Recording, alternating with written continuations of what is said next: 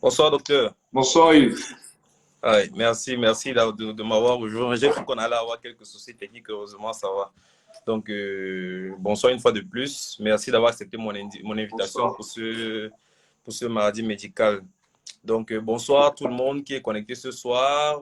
Je vous présente le docteur Mpung Ronald, qui est médecin généraliste, diplômé de l'Institut supérieur de technologie médicale et en service chez e-santé Cameroun. Peut-être qu'il vous dira un mot sur ce que c'est.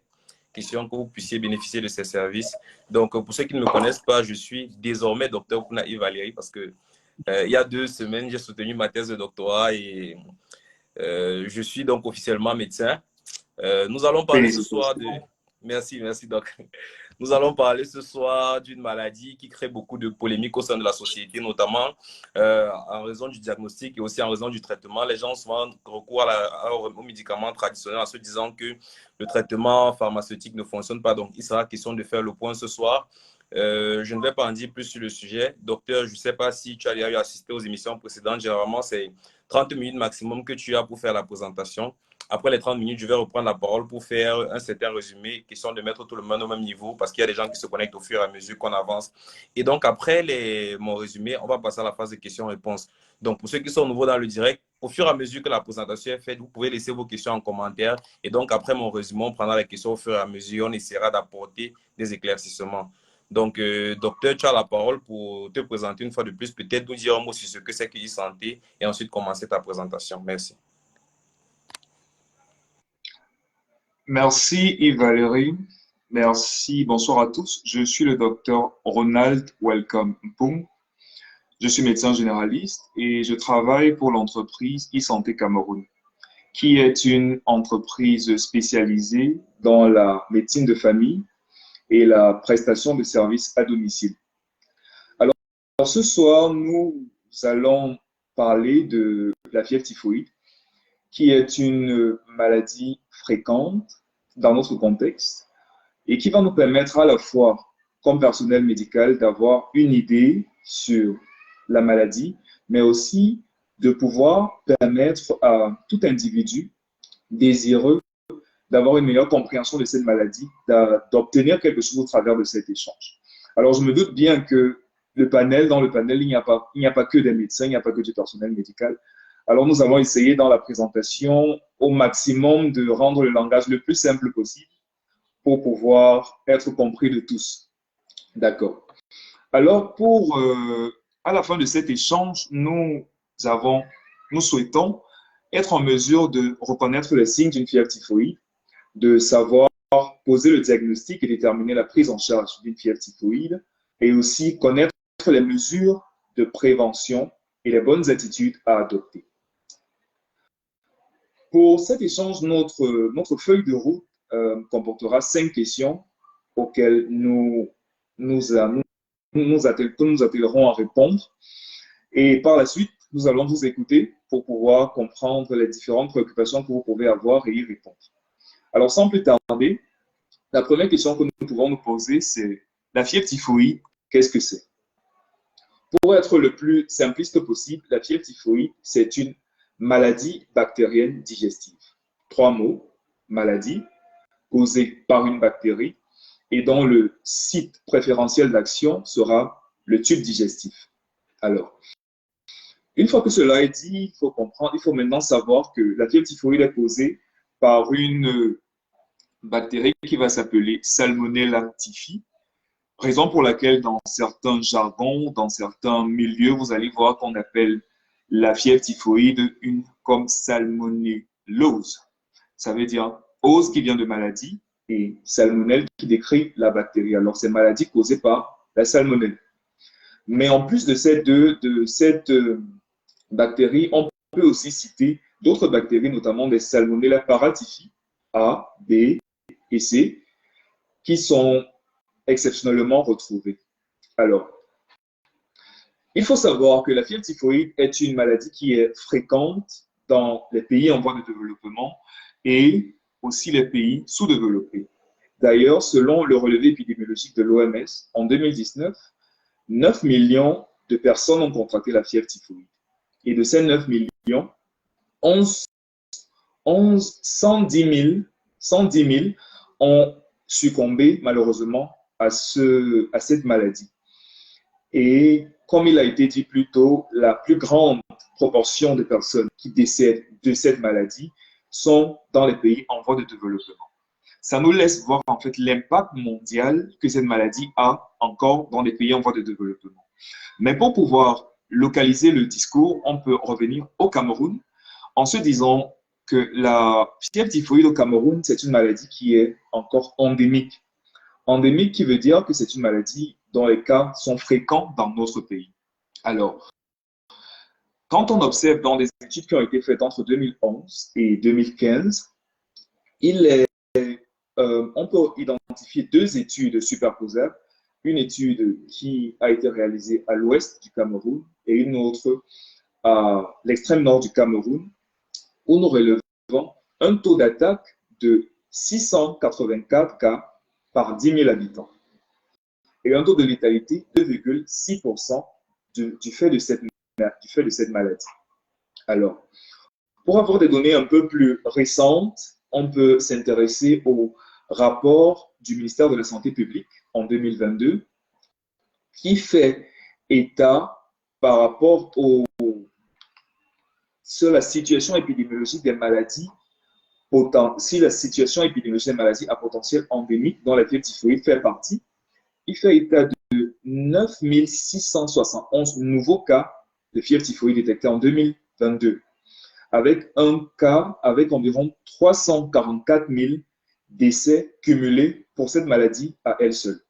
Alors, la fièvre typhoïde présentée de cette manière, nous pouvons le voir, elle est présente dans notre contexte. Ce n'est pas une maladie fictive, il ne s'agit pas de sorcellerie ou quoi que ce soit, mais c'est une maladie qui est véritablement présente.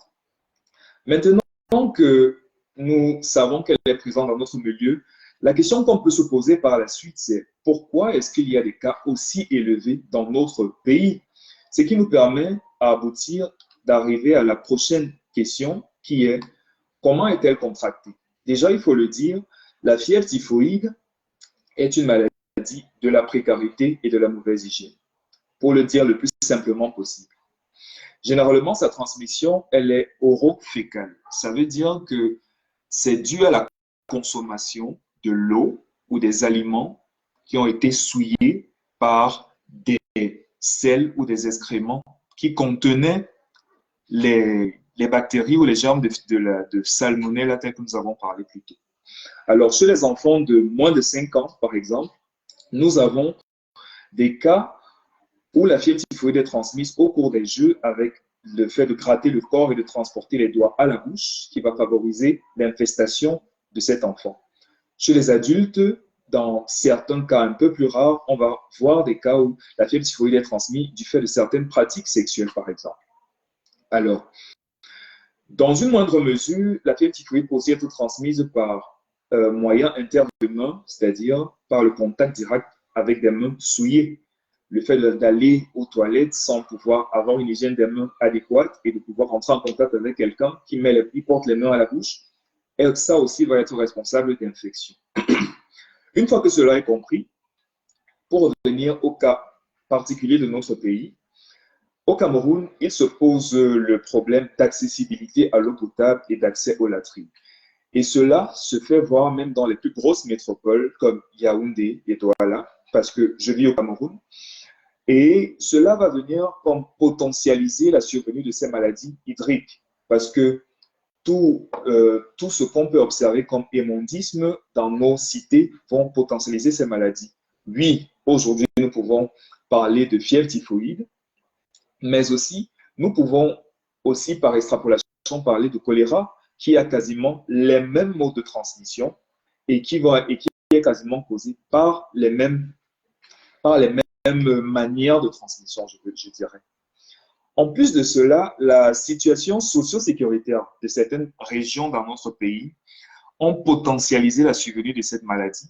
Pourquoi? Parce que cela crée un contexte humanitaire particulier auquel vient se greffer la précarité, vient se greffer le manque d'accès aux services sociaux de base. Alors cela va venir créer des niches dans certaines régions où la fièvre typhoïde a des flambées. Et alors, par déportation humaine, elle peut se retrouver dans une ville ou dans une autre, tout simplement. Une fois que nous avons compris en fait que la fièvre typhoïde, c'est une maladie bactérienne digestive qui est transmise avec une transmission orofécale et qu'elle est fréquente dans notre contexte, la question logique qui viendrait par la suite est celle de savoir comment est-ce qu'elle se manifeste. Mais avant d'arriver dans le vif du sujet, qui est les signes et symptômes qui vous intéressera et qui nous intéresseront aussi, je voudrais toucher un peu un mot ou mettre en lumière le mode évolutif de cette maladie. Qu'est-ce que j'entends par mode évolutif? C'est que cette maladie, en fait, quand le germe entre en contact avec l'être humain, quand il est inoculé, il ne va pas immédiatement causer la maladie. Ce n'est pas par action magique, en fait. Il y a une période pendant laquelle le germe va rester latent ou la bactérie. Et cette période, généralement, on l'appelle la période d'incubation. Et généralement, pour la fièvre typhoïde, cette période d'incubation dure entre 1 semaine et 2 semaines.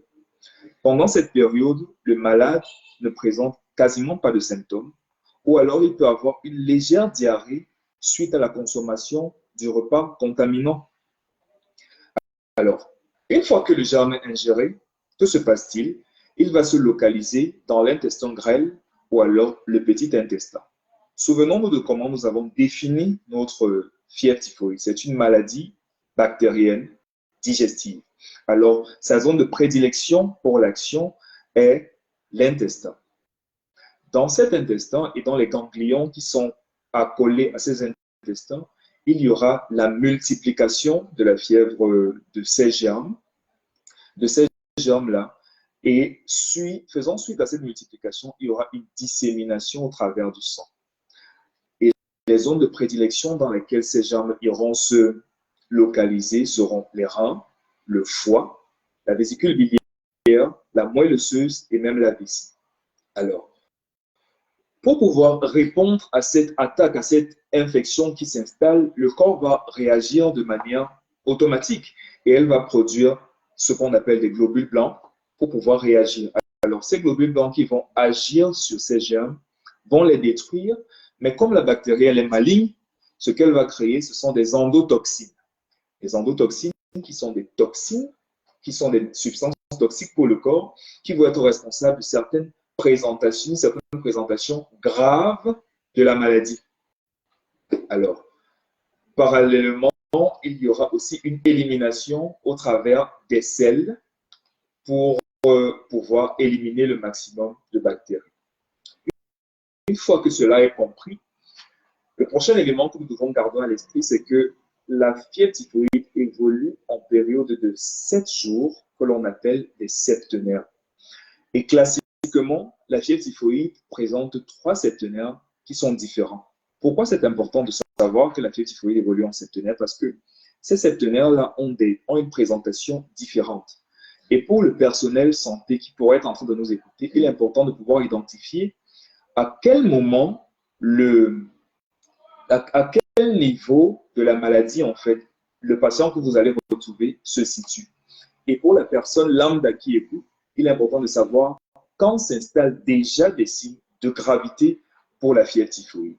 Parce qu'on a tendance, généralement, étant donné que les signes miment un peu les signes du paludisme, on a tendance à croire que c'est un paludisme, mais il faudrait être capable d'être sensible à certains signes pour pouvoir réagir ou demander de l'aide d'un médecin le plus tôt possible. Alors, pour pouvoir arriver maintenant, on va arriver au premier septenaire. Le premier septenaire correspond aux 7 premiers jours de la maladie, comme nous nous sommes dit. Nous allons observer pendant ce premier septenaire une fièvre qui est progressivement croissante. C'est une fièvre qui va commencer aux environs de 38,5, ensuite on monte à 39, ensuite on arrive à 40. Une fièvre progressivement croissante. En plus de cela, nous aurons à la fois des signes digestifs, mais aussi des signes nerveux. Dans les signes digestifs, nous allons observer une nausée, nous allons observer la constipation, et je tiens à m'arrêter particulièrement sur la constipation. Pourquoi? Parce que nous avons tendance à croire, ça c'est pour le personnel médical, que fièvre typhoïde égale à diarrhée ou le patient va venir avec une diarrhée, chose qui est une erreur.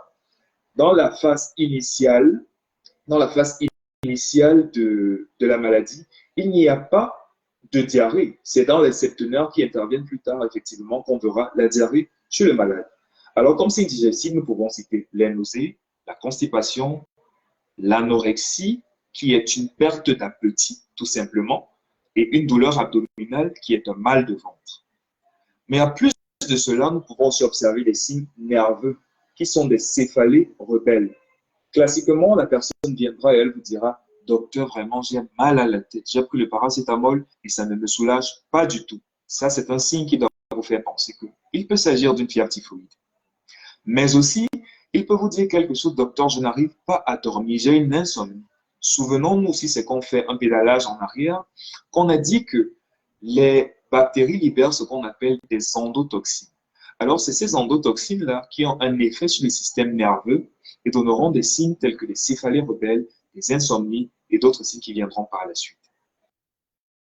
Ce qui est important et qui est parfois évocateur est ce qu'on appelle un épistaxis ou un saignement du nez, tout simplement. C'est un signe très évocateur qui peut parfois être manqué chez les enfants jeunes où il y a d'autres causes qui peuvent être responsables du saignement du nez. Il faudrait simplement être subtil et en posant la question aux parents ou à la maman ou alors à la personne que vous avez devant vous ou en soi-même faisant une introspection pour voir « Ah, j'ai mal à la tête. Ah, j'ai saigné du nez. Ah, j'ai ma température qui arrive et qui continue d'être persistante. » Ça peut être une fièvre typhoïde. Il faut que je consulte un médecin le plus rapidement possible. Souvenons-nous, la fièvre typhoïde est une maladie potentiellement fatale. Nous avons vu plus haut le nombre de cas de personnes qui ont décédé. Et les personnes ont décédé quand le traitement utile n'est pas mis au moment où il le faut.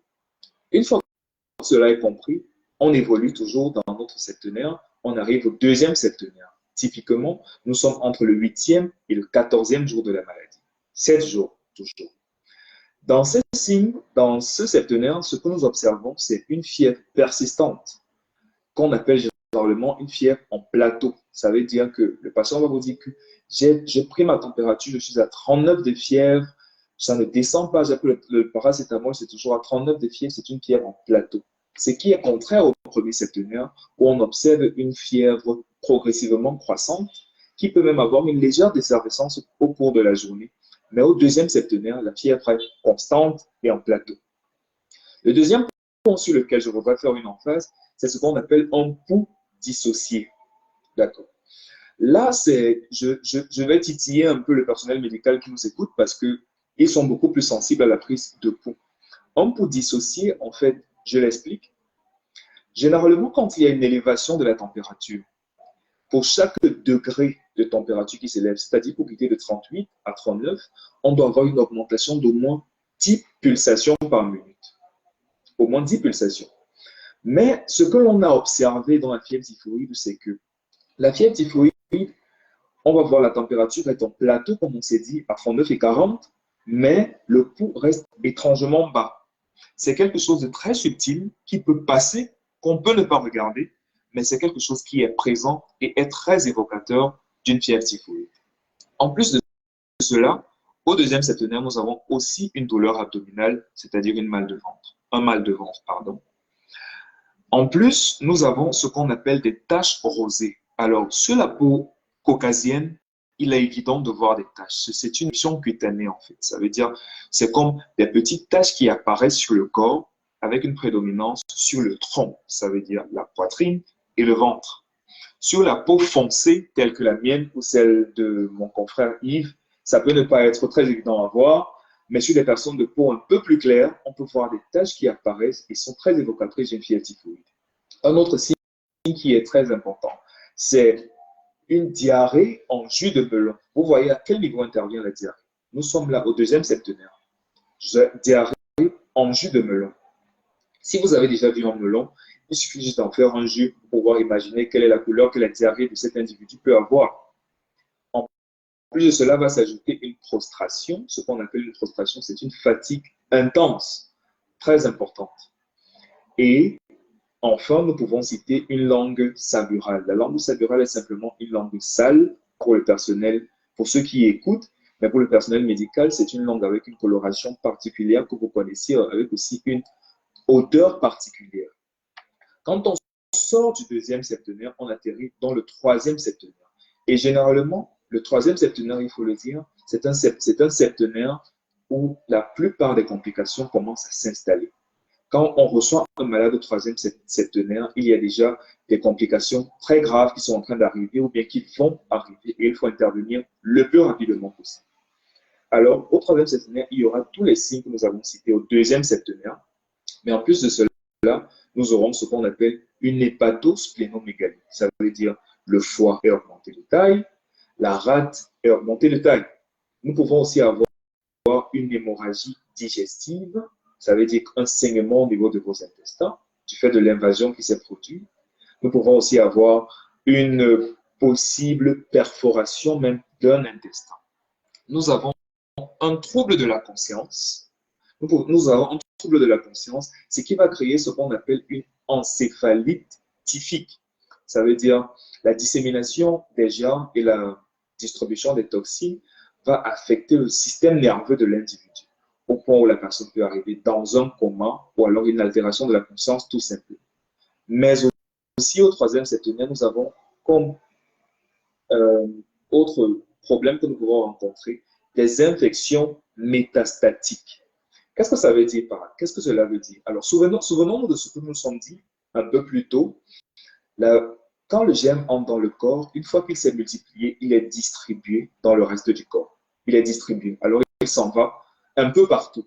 Et ces endroits de prédilection, nous avons cité le foie, nous avons cité le rein, nous avons cité la vessie et aussi la moelle osseuse. Alors, dans ces endroits-là, qui va être manifesté. Alors, un patient peut venir avec un problème cardiaque dont l'origine est la dissémination des germes de salmonella. Un patient peut venir avec une infection de l'os ou alors une infection articulaire, mais dont l'origine est la dissémination de ces germes.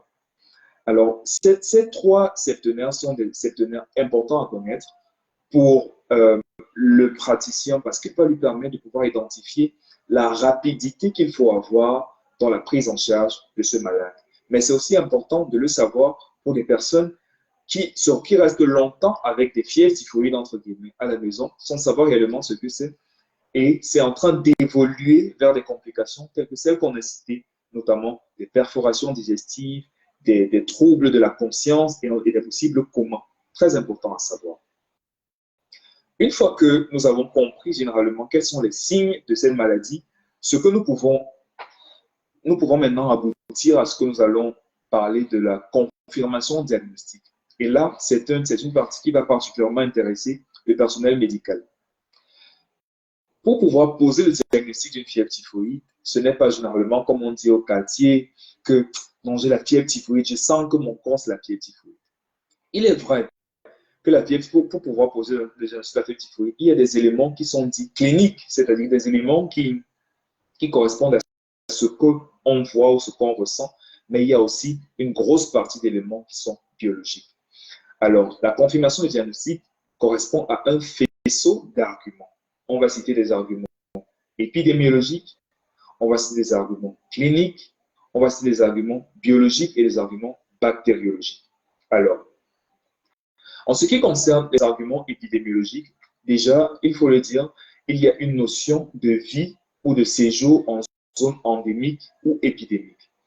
Je mets en point pour cela parce que j'ai pu apprendre au travers des discussions avec le docteur Pouna qu'il y a des personnes qui nous écoutent d'ailleurs. Ça veut dire que quand vous venez dans une région ou dans une zone d'Afrique subsaharienne, il est important d'avoir des précautions pour la fièvre typhoïde parce que vous êtes exposé étant donné que vous vous retrouvez dans une zone épidémique ou endémique. Les personnes qui vivent habituellement sont naturellement exposées, mais ceux qui viennent de l'extérieur sont davantage plus exposés. Un autre argument épidémiologique est la notion de cas similaires dans l'environnement. Alors, quand on a déjà ces éléments, c'est les premiers éléments qui nous font penser qu'il peut s'agir d'une fièvre typhoïde. Alors, d'une personne qui vit à l'étranger, il peut s'agir. Est-ce que cette personne a eu un voyage récent en Afrique subsaharienne. Ce sont des éléments qui nous font penser qu'il peut s'agir d'une fièvre typhoïde. Quand on se souvient des signes qu'il a, il a une fièvre qui persiste, il a une prostration, il est fatigué, il a une douleur abdominale. Est-ce qu'il sort d'un voyage? C'est un argument qui peut nous permettre d'évaluer ce diagnostic. En plus de cela, nous avons des arguments cliniques qui correspondent à ce que nous avons cité plus tôt. Par exemple, une fièvre qui est progressivement croissante et qui reste en plateau. C'est un argument très important pour pouvoir évoquer le diagnostic d'une fièvre typhoïde. Le pouls dissocié, dont nous avons déjà parlé. Pour le personnel santé, il y a une fosse iliaque droite gargouillante qui peut être absente, mais qui est présente quand on la cherche. Nous avons des taches rosées qui sont présentes aussi. Nous avons aussi des tuphos qui sont des manifestations neurologiques de la maladie que nous avons citées, mais aussi l'épistaxis qui peut passer inaperçu, mais qui vous donnera des éléments en faveur du diagnostic. En plus de cela, nous allons parler des arguments biologiques pour pouvoir parler d'une fièvre typhoïde. Alors, naturellement, le premier examen qu'il faut demander sera une numération formule sanguine. Mais la numération formule sanguine, il faut être subtil parce que ce que nous pouvons observer, c'est une leuconeutropénie et non pas une hyperleucocytose comme nous avons tendance à croire. Quand nous avons une hyperleucocytose, c'est-à-dire une augmentation de globules blancs, là, ça nous fait déjà état de complications. Mais dans la phase d'état de la maladie, nous avons une leuconeutropénie. Une vitesse de sédimentation peut être peu élevée et nous avons aussi une cytolyse hépatique qui peut être modérée. Je sais que tout cela, ce sont des mots un peu compliqués pour certaines personnes, mais c'est très simple à comprendre. Quand vous savez déjà que le germe va se loger dans le foie, ça va causer une altération dans la fonction du foie que nous appellerons dans un jargon médical une cytolyse hépatique, le plus simplement possible. Alors, en plus de cela, nous allons arriver maintenant vers des arguments biologiques pour l'identification. On parlera ici de l'hémoculture. L'hémoculture, en fait, c'est un sang qu'on met en analyse pour pouvoir être capable d'identifier dans le sang ce qu'il y aura comme germe qui se développe à l'intérieur. Ça veut dire que pendant certains moments, on va prendre votre temps, on va prendre votre sang, on va faire des examens pour voir si effectivement, dans ce sang, on retrouve les salmonelles dont on a parlé plus tôt. Souvenez-vous aussi, on a dit plus tôt que les salmonelles sont libérées par les selles. Raison pour laquelle le deuxième examen biologique important, c'est ce qu'on appelle la coproculture. Ça veut dire qu'on va prendre l'examen, on va faire un examen de vos selles pour pouvoir réaliser en fait ce qu'il y a si la salmonelle se retrouve dans les selles. Et ça nous apportera à nous, les praticiens, un élément diagnostique. Il faut par contre savoir que la coproculture a ceci de particulier que même après la fin d'un traitement bien réussi, elle peut rester positive. Pourquoi? Ça peut rester positif dans les cas où le patient développe ce qu'on appelle un portage chronique. Ça veut dire que quand les germes de salmonelle se retrouvent dans ces zones, par exemple la vésicule biliaire, le foie ou la moelle osseuse, il peut rester toujours avec des bactéries présentes dans le corps. C'est pour ça que les personnes, une fois quand ils font face à ces symptômes, ils ont tendance à dire que la fièvre typhoïde ne se soigne pas à l'hôpital. Ça ne se soigne pas à l'hôpital, il n'y a pas de soignement, de guérison à l'hôpital, pardon. Il n'y a pas de guérison à l'hôpital. C'est simplement parce que certaines personnes peuvent développer ce qu'on appelle un portage chronique et il faudrait que les praticiens que nous sommes en mesure d'identifier pour pouvoir savoir est-ce qu'il s'agit d'un portage chronique. Pourquoi est-ce que cette personne, avec un traitement bien conduit, continue de faire une fièvre typhoïde? Donc, il y a cette notion de portage chronique-là qu'il faudrait savoir. Et les lieux de prédilection seront la vésicule biliaire et le niveau intestinal qui sera toujours aussi présent. En plus de cela, il y a un examen qui est très répandu. Je crois que Yves Valérie, tu en as entendu parler parce que c'est le bonbon des centres de santé. Et cet examen, c'est le Vidal et Félix. Il faut dire que le Vidal éthylique, c'est une vieille méthode. Quand on arrive parfois en formation sanitaire, si c'est qu'on ne fait pas le Vidal à un malade, il a l'impression qu'on ne l'a pas soigné. Nombreux sont les centres de santé qui utilisent toujours cette méthode pour le diagnostic de la fièvre typhoïde, parce que dans notre contexte, il faut dire que l'hémoculture est assez onéreux comme examen, et la coproculture aussi, et ça prend du temps, environ 3, 5, parfois 7 jours pour avoir les premiers résultats de ces examens. Alors les centres ont adopté cette pratique au cours de laquelle ils vont faire simplement le Vidal, et dès que le Vidal est positif, on va pouvoir conclure que c'est une fièvre typhoïde. Mais c'est une erreur. Pourquoi? Parce que une fois que le patient a été complètement guéri d'une fièvre typhoïde, les éléments que le Vidal mesure, qui s'appellent les agglutinines, peuvent rester positifs pendant des mois, voire des années. Ça veut dire que si c'est que nous ne sommes pas face à un praticien qui est sensible à cette pratique, quand on va voir le Vidal, c'est positif, on le soigne, il revient le lendemain, le Vidal est positif, on le soigne encore. Et c'est pour ça que les malades développent en fait cette frustration pour se dire que, mais pourquoi est-ce que je fais toujours le Vidal, c'est positif, alors que j'ai fait la typhoïde? Alors, il suffit d'un seul épisode de fièvre typhoïde pour que le Vidal reste positif pendant de nombreux mois après. Alors, il est important de le savoir pour chaque praticien, de ne pas simplement se limiter au simple examen du Vidal pour pouvoir conclure une fièvre typhoïde, mais ajouter à ça d'autres examens, une énumération formule sanguine peut-être peut nous aider à confronter si c'est qu'il y a vraiment un problème pécunier qui se présente, ou alors dans le meilleur des cas, faire une hémoculture et une coproculture. Il faudrait aussi signaler que nous pouvons aussi faire une culture de l'urine parce que, souvenez-vous de ce que nous sommes dit plus tôt, les salmonelles vont se déposer dans la vessie.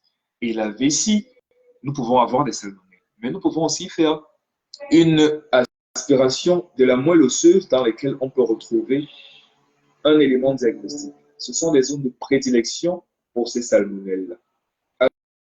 Alors, une fois que nous avons compris généralement la question qu'on va se poser, mais si cette maladie est si grave, si elle peut causer autant de choses, comment est-ce qu'on fait pour la soigner?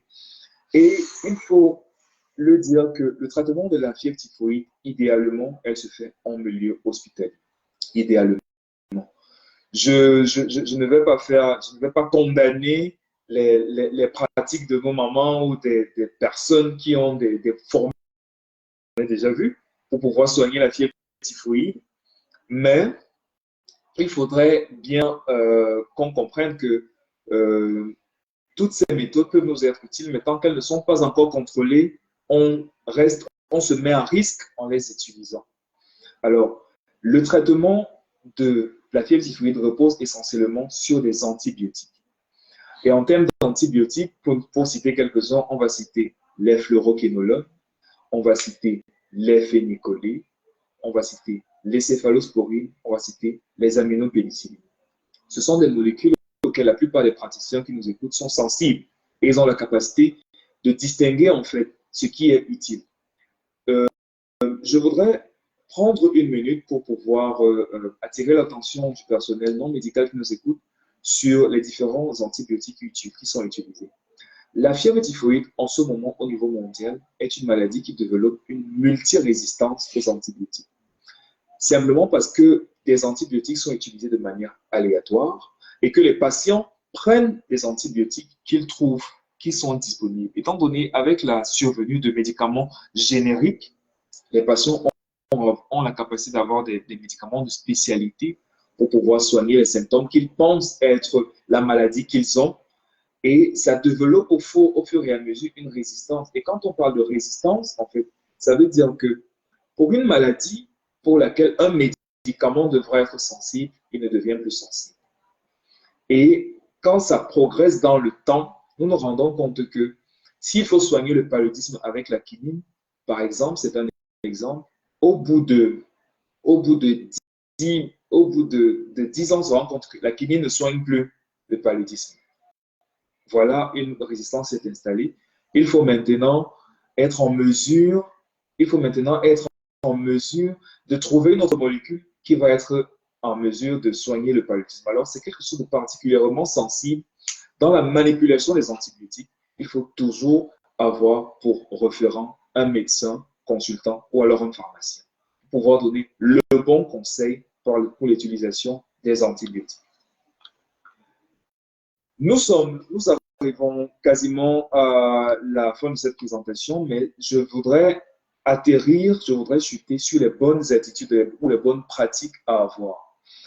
Alors, nous souvenons des points essentiels de cette présentation en disant que la fièvre typhoïde, en fait, est une maladie due à la précarité et à la mauvaise hygiène. Ça, c'est quelque chose de clair et qui est établi.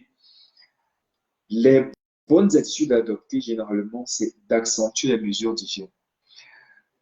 Il faut savoir, pour revenir un peu en arrière, que la fièvre typhoïde est transmise par la voie orofécale, comme on s'est dit, mais ça se retrouve dans les aliments crus que nous consommons ou alors les aliments insuffisamment cuits.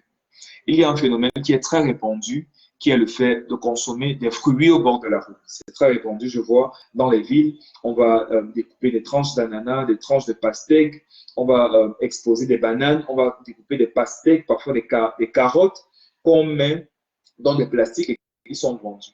Bien sûr, c'est pour pouvoir être capable de répondre aux besoins de toutes les bourses, mais le risque que cela présente est que ces aliments-là soient mal manipulés ou soient manipulés par des personnes qui ont été exposées d'une manière ou d'une autre à la fièvre typhoïde et ça transmet les germes dans la communauté.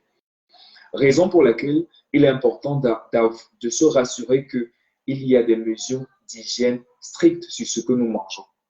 Pareillement, dans ce que nous mangeons, il y a des plats insuffisamment cuits, il y a des soya qui sont présents, je n'accuse personne, mais ce sont en fait des milieux où les salmonelles peuvent facilement être retrouvées. En plus de ça, comme bonne mesure à adopter, je voudrais parler ici de la vaccination.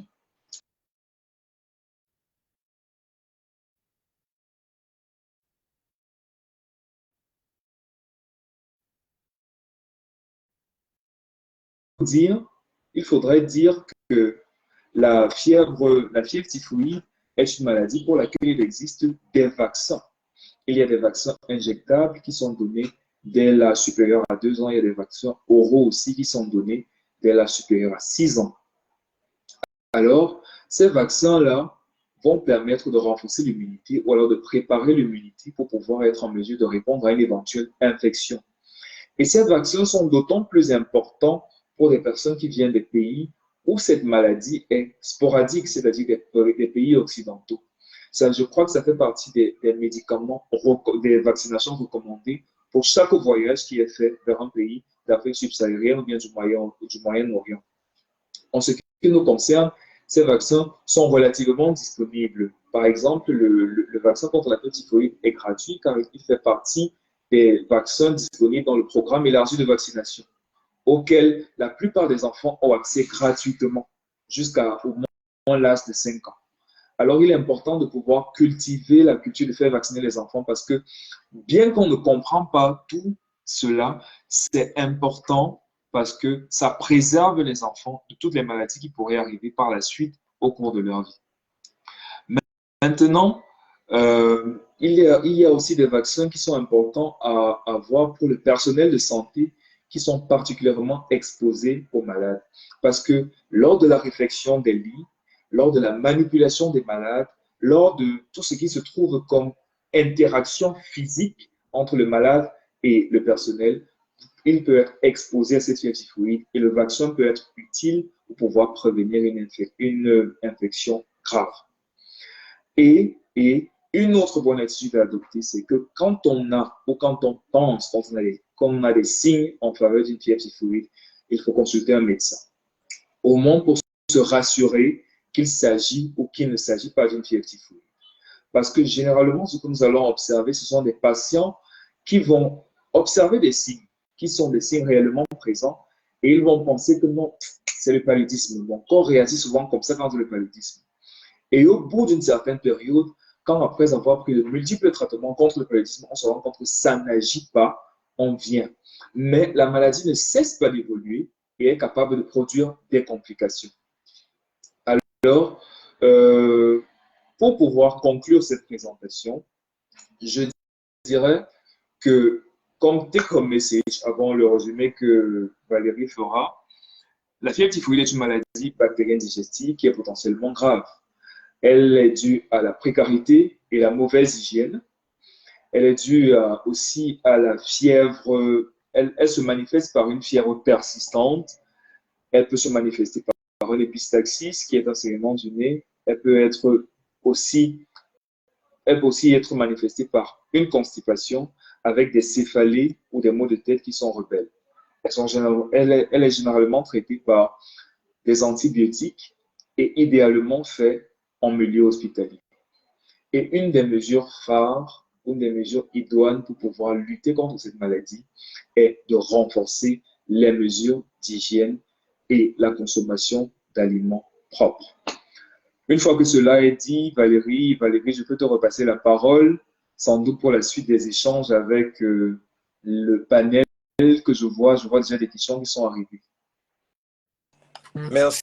Donc, merci, docteur, pour ta présentation qui était assez simpliste et accessible à tout le monde. Je pense qu'il n'y a pas eu de mots compliqués pour la communauté. Donc, merci à vous d'être connectés ce soir. Très rapidement, on va passer au résumé.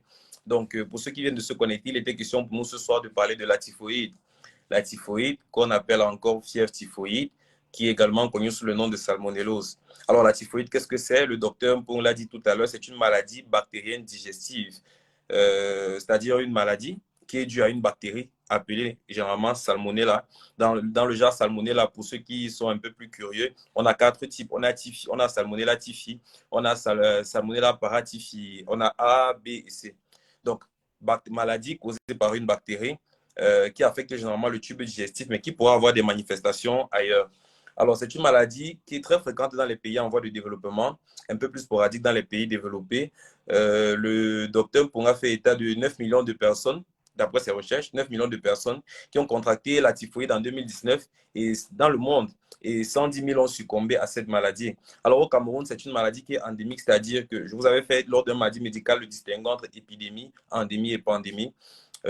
Au Cameroun, la typhoïde, tout comme le paludisme, c'est une endémie. Alors, une endémie, c'est une maladie qui est dans un endroit à tout moment. C'est-à-dire, en 2019, c'est au Cameroun, en 2020, en 2022, en 2023. Or, une épidémie, c'est une maladie qui vient à un moment donné dans une région. Une pandémie, c'est une maladie qui frappe le monde entier à un moment précis, puis s'en va. Donc, au Cameroun, c'est une maladie endémique. On note 684 cas pour 1000 habitants. Alors, comment est contractée la maladie? Je ne vais pas m'étendre beaucoup plus sur ce que c'est. Comment est-ce que la maladie est contractée? Il faut dire que la typhoïde, c'est une maladie de la précarité et de la mauvaise hygiène, potentiellement fatale. On parle généralement de maladie du péril fécal. Elle est transmise soit par une mauvaise hygiène du point de vue des latrines, une absence de latrine, ou alors le fait de déféquer au mauvais endroit, contamination orofécale et tout, mais également au travers des aliments souillés. Exemple, si vous avez votre champ, vous faites de la laitue, et des personnes ont déposé des excréments à ce niveau, vous prenez votre laitue, vous ne la lavez pas correctement, vous pouvez être infecté. Ou alors, si vous partez, vous vous abreuvez à une source d'eau qui est contaminée, vous pouvez également contracter la typhoïde. Donc, au Cameroun, on a le problème d'accessibilité à l'hôpital, à l'eau potable, pardon, et aux latrines qui potentialisent cette maladie.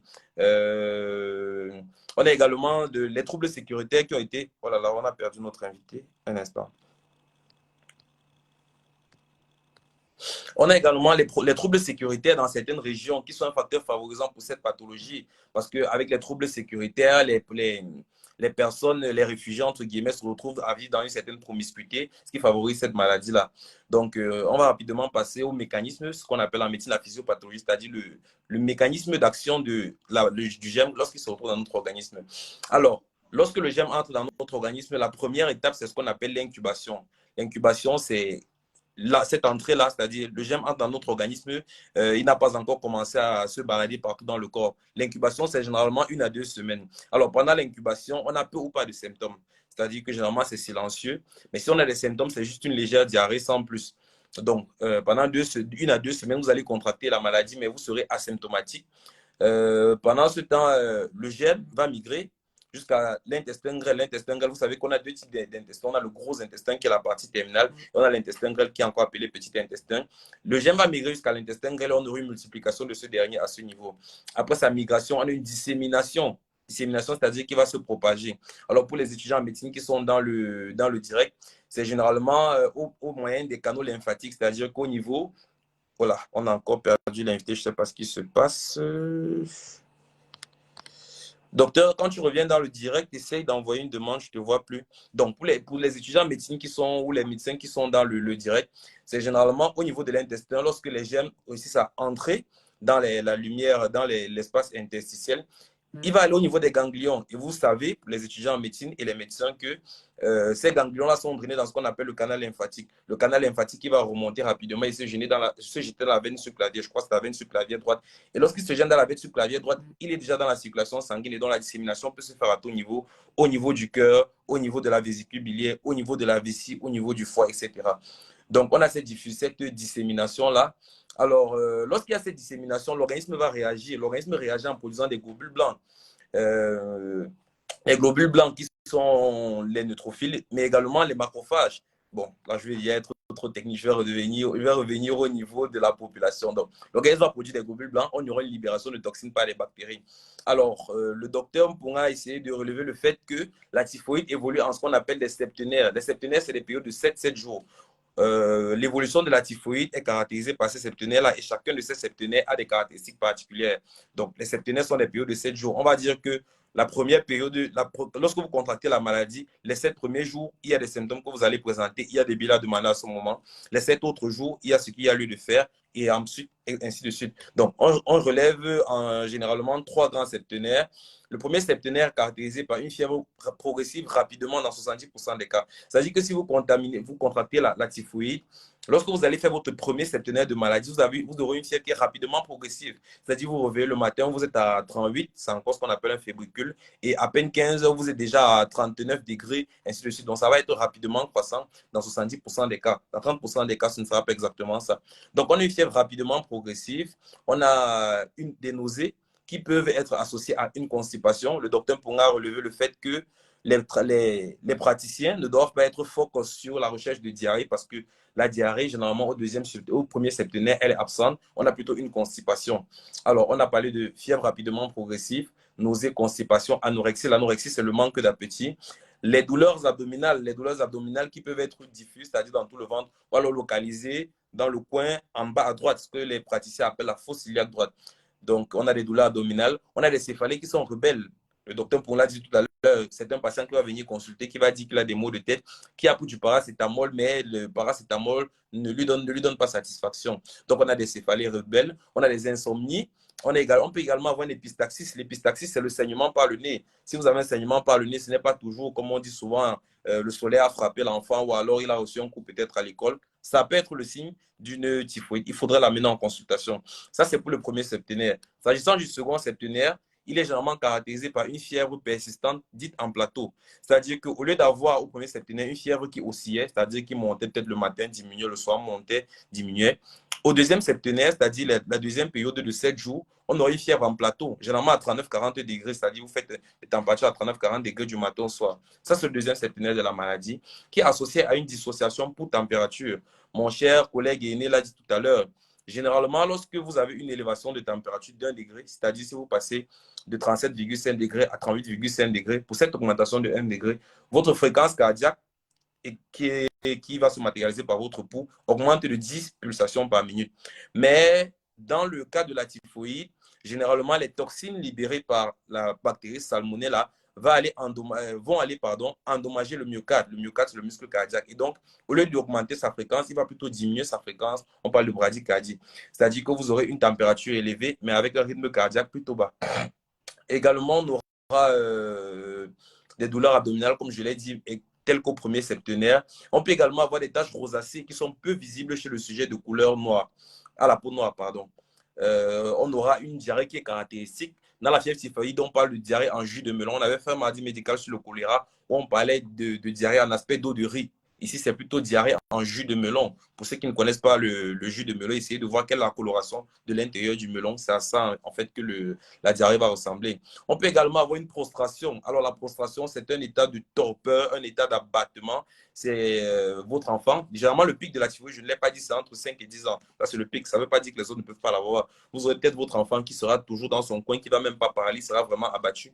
On parle de prostration et c'est scientifiquement connu sous le nom de typhos. On peut également avoir ce qu'on appelle une langue saburale. C'est une langue qui est recouverte d'un enduit blanchâtre qui peut disparaître si vous frottez quelque chose dessus.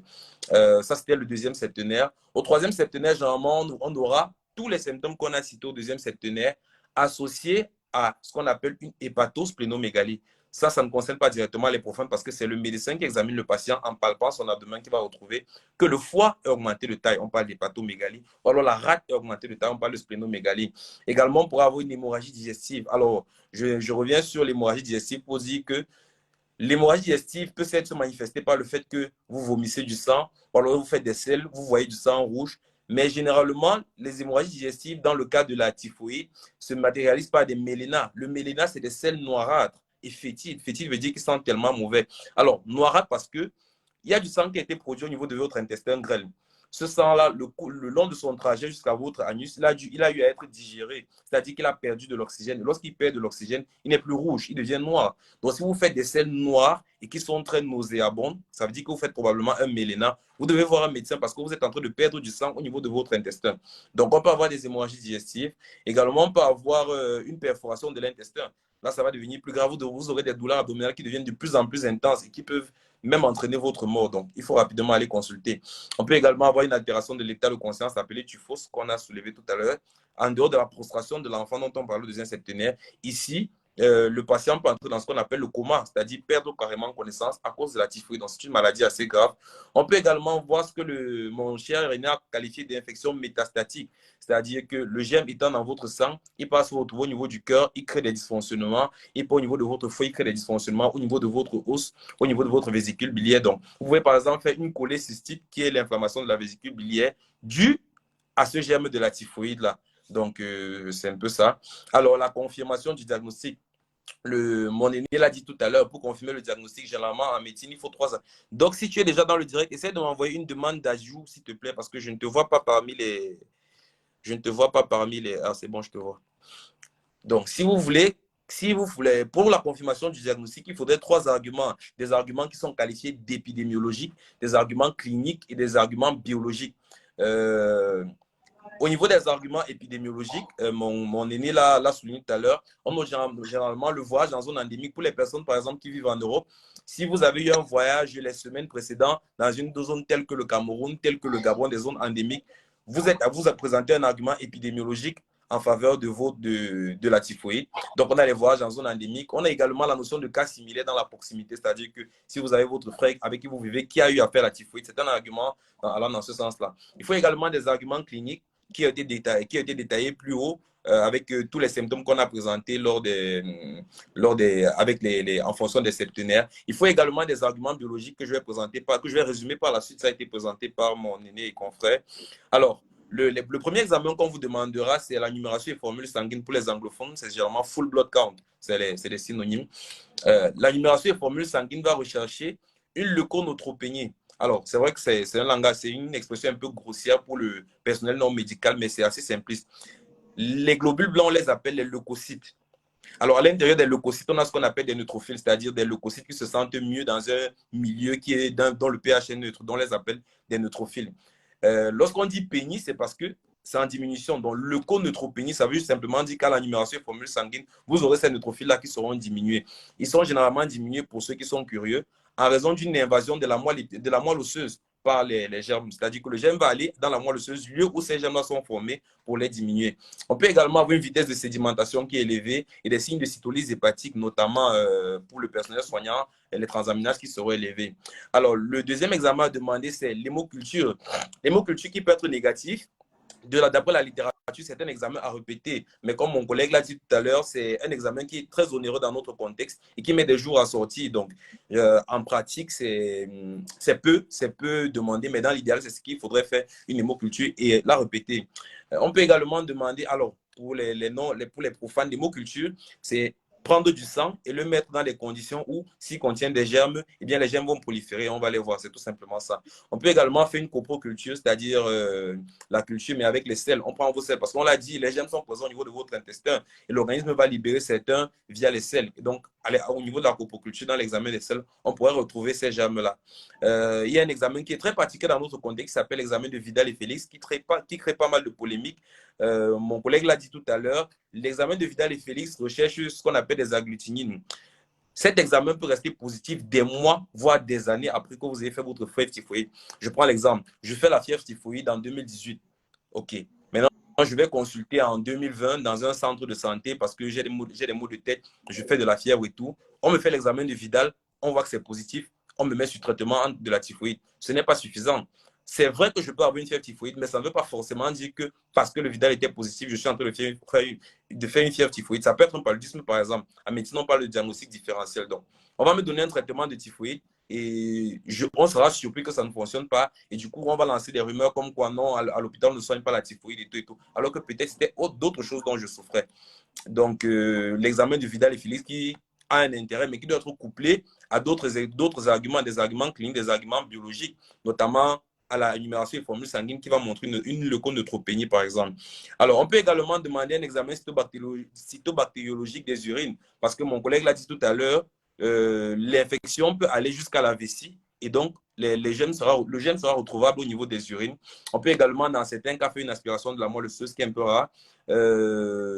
Alors, relativement au traitement, le traitement, il se fait idéalement en milieu hospitalier. Il faut éviter l'automédication. Comme on a fait un mardi médical sur l'automédication, on a présenté tous les dangers, vous les avez vus. Le traitement se fait généralement en milieu hospitalier, donc pour éviter l'automédication, mais surtout éviter la pharmacopée traditionnelle. Lorsqu'on fait des mardis médicaux et on veut écarter la pharmacopée traditionnelle, ce n'est pas parce que c'est quelque chose de mauvais forcément.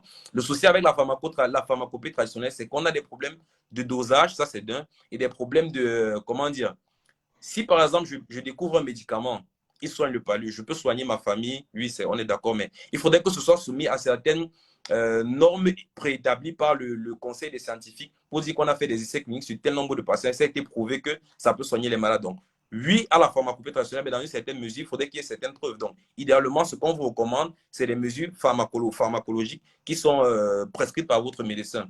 Donc, le traitement, c'est en milieu hospitalier. Pour les médecins qui nous écoutent, il repose essentiellement sur les antibiotiques, notamment les fluoroquinolones, tels que la ciprofloxacine, l'ofloxacine, les phénicolés, les aminosides et même les céphalosporines de troisième génération.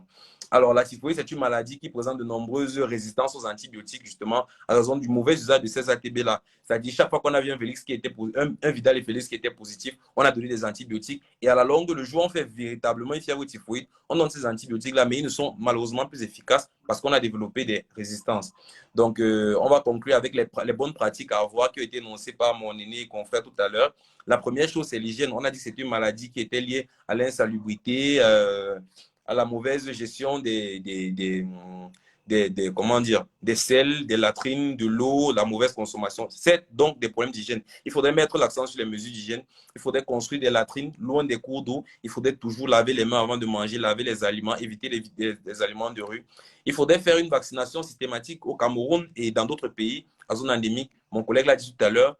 Le vaccin contre la typhoïde est présent dans ce qu'on appelle le programme élargi de vaccination. C'est-à-dire c'est gratuit pour les enfants. C'est administré systématiquement. Pour des personnes qui vont quitter les pays développés pour venir dans les pays à zone endémique, il est conseillé de faire un vaccin également en venant. En cas de symptômes irrélatifs, il faut consulter un médecin au lieu de recourir à l'automédication. Donc, je pense que je vais pas aller plus loin avec le résumé parce qu'on est un peu pris par les temps. Donc, est-ce que tu es avec moi? Je vais essayer de lire les questions qui ont été posées au fur et à mesure. Et si tu le veux bien, tu vas essayer d'apporter des éclaircissements. Permets-moi de me retrouver, s'il te plaît. Alors, la première question. La première question nous vient de mademoiselle Bini Gracia. Je cite: bonsoir, cher docteur. Merci pour votre présentation. Je voudrais savoir en quoi la numération et formule sanguine aident dans le diagnostic de la typhoïde. Donc, on l'a dit, mais bon, donc tu as la parole pour dire un mot à ce sujet. Elle voudrait savoir en quoi la NFS aide au diagnostic de la typhoïde. Bonsoir, Gracia. J'espère qu'on arrive à m'écouter. Déjà, la numération formule sanguine n'est pas un examen qui donne un diagnostic de certitude de la fièvre typhoïde. Non. Mais c'est un examen associé qui va nous donner des signes en faveur d'une fièvre typhoïde. Je ne sais pas si tu es un personnel médical, j'ose le croire, mais la numération formule sanguine va nous donner une baisse de leucocytes et de neutrophiles. C'est ça qui va être l'élément le plus pertinent à regarder. Maintenant, quand on a déjà une hémoculture qui nous permet d'identifier exactement le germe est présent, la numération formule sanguine peut ne pas être nécessaire. Ça va juste nous permettre d'avoir là un bilan d'extension pour savoir si c'est qu'on a une hyperleucocytose qui signe généralement une infection, si c'est que les lignées sont toutes affectées ou c'est simplement certaines d'entre elles. Donc, la numération formule sanguine à elle seule ne peut pas donner le diagnostic de la fièvre typhoïde, mais quand on la combine par exemple avec le Vidal, tel que ce qu'on fait ici, on peut être en mesure de comprendre qu'on a une neutropénie, on a un Vidal positif, il peut s'agir d'une fièvre typhoïde. Et je mets bien le peut, parce que d'autres causes peuvent être responsables de la neutropénie. Vous allez toujours vous baser sur vos arguments cliniques, épidémiologiques, biologiques, avant de pouvoir poser le diagnostic. Merci. Merci beaucoup, docteur. La réponse était assez claire. Alors, mademoiselle Bini-Gracia, une seconde question. J'aimerais savoir quelle est la durée du vaccin contre la typhoïde. Je pense qu'il n'y a pas de la durée de l'efficacité du vaccin contre la typhoïde. Généralement, la durée du vaccin contre la typhoïde, c'est 5 à 10 ans. Mais l'administration du vaccin peut être rapprochée pour des personnes qui viennent dans des zones à forte endémicité. Par exemple, des Occidentaux qui viennent dans des zones qui font des voyages réguliers. Ça peut être nécessaire de rapprocher cet intervalle-là à 2 à 3 ans pour pouvoir maximiser la couverture pendant ces périodes. Merci, docteur. On a une question suivante qui nous vient toujours de mademoiselle Bini-Gracia. S'il vous plaît, docteur, est-ce possible de contracter la typhoïde en consommant des aliments tels que le porc vendu en route, bien qu'étant cuit à point? Bon, déjà, à chacun ses habitudes alimentaires, il faut le dire.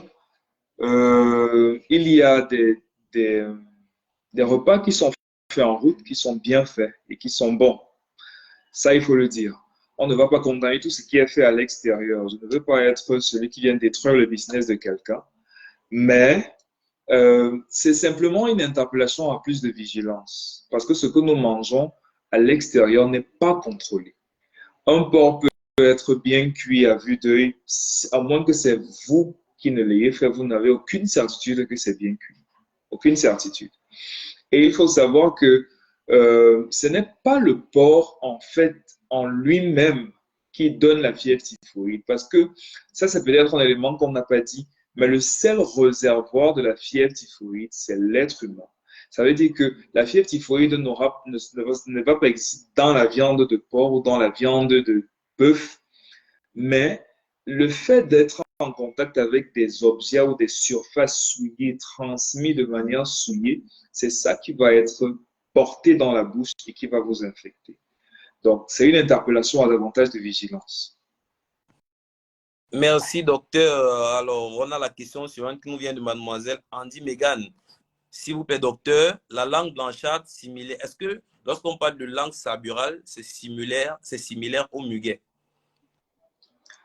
Je dirais non. Déjà, quand on parle de muguet, il s'agit déjà d'une affection médicale qui est généralement due à une infection de la cavité buccale par des mycoses. C'est à ce moment-là qu'on parlera de muguet. Mais quand on parle de langue saburale, c'est simplement des dépôts sur la langue. Ce sont des dépôts sur la langue. Et ces dépôts-là sont dus à la toxicité que les salmonelles vont produire dans le corps, qui est différent du muguet. Le muguet se trouve dans d'autres affections ou dans d'autres problèmes. Merci. Merci, docteur. Alors, ce que je voulais ajouter pour madame Andy Megan, je ne sais pas si elle est du corps médical, c'est que dans le cas de la langue saburale, si vous faites un grattage, ces dépôts-là vont justement quitter parce que c'est juste des dépôts. Mais dans le cadre du muguet, il n'y a pas de disparition de ces dépôts-là lorsque vous grattez. Alors, la question suivante nous vient de mademoiselle Estelle Noundieu. Je cite, bonsoir docteur. Peut-on conclure qu'un Vidal négatif exclut le diagnostic de fièvre typhoïde? Non plus. Merci Estelle pour la question. Non plus, on ne peut pas le conclure. Pourquoi? Parce que les agglutinines qui sont détectées dans la fièvre typhoïde deviennent, on est capable de les détecter à partir du deuxième septenaire. C'est-à-dire, c'est à partir du deuxième septenaire qu'on est capable de détecter les agglutinines dans les échantillons de sang. Ce qui fait que si votre patient vient au premier septenaire qu'il a un Vidal négatif, vous ne pouvez logiquement pas exclure une fièvre typhoïde si vous avez des arguments cliniques, si vous avez d'autres arguments qui vous font clairement penser à une fièvre typhoïde. Donc, à tous les personnels soignants, c'est vraiment une interpellation. Ne vous limitez pas qu'au Vidal pour conclure à une fièvre typhoïde. Recherchez autre chose. Si les moyens sont disponibles, faites des hémocultures, faites une coproculture. S'il n'y a pas de moyens disponibles, faites au moins une numération sanguine pour avoir une preuve de l'existence de la fièvre typhoïde avant de mettre le patient sous traitement. Merci beaucoup, docteur. Je profite pour m'adresser aux profanes qui nous écoutent et même aux médecins pour dire que vous voyez bien que le souci dans le diagnostic, c'est lié à l'indigence du patient, c'est-à-dire le défaut de ressources financières. Donc, je vous invite vraiment à souscrire à des assurances pour que le médecin lui-même, dans sa pratique médicale, qu'il ait une aisance à demander les examens qui sont indispensables à poser le diagnostic et donc vous évitez les faux diagnostics et donc un traitement inapproprié. Alors, on va prendre la question suivante. Non, je pense que c'était la dernière question. Par contre, je pense avoir vu une question tout à l'heure. Je ne sais pas si elle a disparu. La question du docteur Jomo. Malheureusement, je ne retrouve pas. Je vais essayer. Ouais, d'accord. Merci. Bonsoir, docteur. Merci pour votre présentation. Est-ce qu'on peut avoir les antibiotiques sensibles au traitement? Je pense qu'elle veut plutôt dire les antibiotiques qui agissent sur la salmonella. On l'a dit, mais bon, docteur, est-ce que tu peux encore dire un mot sur les antibiotiques indiqués dans le traitement de la fièvre typhoïde? Oui, merci beaucoup pour la question. En fait, il y a déjà la prescription des antibiotiques dépend largement des, des recommandations de chaque pays. Dans certains pays, à l'heure actuelle, les salmonelles sont multirésistantes.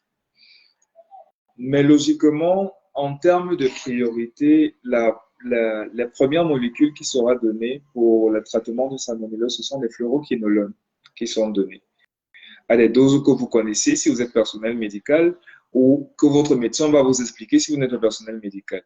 Mais s'ajoutant à ça, on a aussi des phénicolés, notamment le chloramphénicol, qui était donné pendant longtemps, mais qui a une forte toxicité hématogène. En plus de ça, nous retrouvons aussi la sulfaméthoxacine plus triméthoprim, ce qu'on appelle logiquement le cotrim, qui est une molécule qui est très utilisée et qui donne même des effets favorables. Mais pour chacun des antibiotiques utilisés, il faut savoir comment les manipuler. Parce que, par exemple, les fluoroquinolones qui sont le gold standard, vous n'allez pas les donner chez la femme enceinte. Vous n'allez pas les donner chez l'enfant de moins de 5 ans, simplement parce que chez la femme enceinte, ça peut avoir des effets sur les anomalies fœtales, alors que chez l'enfant de moins de 5 ans, ça peut être responsable d'une destruction des plaques de conjugaison qui sont responsables de la croissance chez l'enfant. Alors, vous voyez, c'est réellement au cas par cas que vous voyez, mais vous devez avoir la panoplie de médicaments que vous avez la possibilité d'utiliser et maintenant l'adapter en fonction de la présentation spécifique de votre cas. Merci. Merci beaucoup, docteur. Alors, on a une retardataire, mademoiselle Raïssa Ndola, qui aimerait savoir est-ce que le Vidal est encore utilisé de nos jours. Je pense que ça a été ça le gros de notre présentation, mais bon, est-ce que le docteur peut lui dire un mot quand même? Elle demande si le Vidal est encore utilisé de nos jours. Bien sûr, mademoiselle Raïssa, le Vidal est utilisé. Si vous travaillez au Cameroun, vous savez que le Vidal est utilisé. Si vous travaillez même dans un pays d'Afrique subsaharienne, vous savez que le Vidal est utilisé. Mais réellement, nous sommes en train d'exorciser l'utilisation anarchique de Vidal. Parce que le Vidal à lui seul ne peut pas apporter la confirmation diagnostique. Le Vidal à lui seul ne peut pas parfaitement exclure le diagnostic parce qu'il y a des périodes pendant lesquelles le Vidal peut être utile, mais on ne peut pas simplement se baser sur ça. Il faut aller dans les hémocultures, dans la coproculture, dans la culture de l'urine et aussi même la culture de l'aspiration de la moelle osseuse qui peut nous être utile et qui est même d'ailleurs fait ailleurs. Merci, docteur. On a une toute dernière question qui nous vient du côté du Maghreb.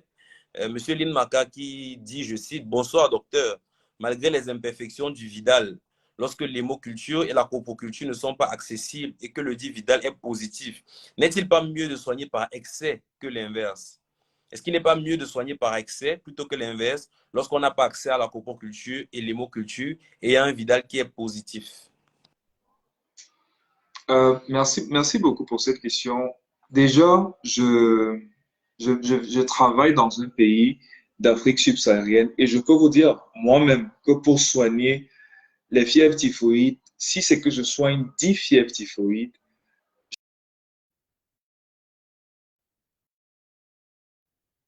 même il faut le préciser, 2 patients avec des hémocultures. Parce qu'il faut faire une première hémoculture, il faut faire une hémoculture de contrôle, 2 patients. Ce qui fait que ce que j'utilise en fait, c'est les autres arguments dont je vous ai parlé. Nous utilisons généralement le Vidal qui est utile. Si un patient n'a jamais fait de fièvre typhoïde et qui se retrouve avec un Vidal positif, c'est un élément qui peut nous être utile. On ne va pas le négliger parce que c'est ça qu'on a sur la main. Et en plus de ça, on va regarder avec la NFS qui est disponible pour pouvoir voir dans quelle mesure apporter quelque chose au malade. Et bien sûr, dans plein de cas, nous nous retrouvons à prêcher par excès parce que un malade peut avoir une simple bactériémie due à autre chose qui n'est pas la fièvre typhoïde. Et on se retrouve à lui donner des médicaments forts comme une fluoroquinolone. Mais l'inconvénient que cela aura, et a même déjà à long terme, c'est qu'on développe des résistances. On développe des résistances. Malheureusement, on subit cela, mais on ne peut pas porter ça comme étendard de choses à faire. On aspire toujours à un mieux-être et un mieux-faire. Merci, docteur. Je pense que c'était la dernière intervention. Donc, pour ceux qui vont se connecter en retard, n'hésitez pas à mentionner vos questions en commentaire si vous suivez parce que la vidéo, le direct va rester sous forme de vidéo sur la page. Vous pouvez suivre l'émission en retard et poser des questions. Le docteur Mpung et moi nous serons notifiés et on pourrait apporter des éclaircissements. Donc, je vais passer la parole à mon confrère aîné pour le mot de fin et ensuite on va conclure le live. Donc, tu as la parole. D'accord, merci beaucoup Yves-Valérie pour l'initiative et d'ailleurs même merci de m'avoir associé à cette initiative. Je loue véritablement ce que ta communauté et toi-même sont en train de mettre en place parce que ces moments sont des moments réellement de partage que nous voulons voir grandir pour pouvoir permettre de développer les compétences médicales et et encourager la promotion de la santé auprès des différentes personnes qui nous écoutent. Donc, j'ai été honoré de participer à cet échange, de parler avec toutes ces personnes et de voir les différents avis. Nous nous rendons compte effectivement que d'un point de vue, on fait face au même challenge dans notre pratique médicale et tous ces échanges restent des opportunités de pouvoir s'améliorer en tant que praticien pour le bien des malades que nous avons la responsabilité de suivre. Alors, la présentation n'a peut-être pas été parfaite, mais je nous encourage à davantage pousser dans ce que nous avons déjà eu à vous proposer, de ne pas hésiter à être curieux, de ne pas hésiter à aspirer au mieux-être et au mieux-faire. Réussir à avoir des hémocultures, il faut simplement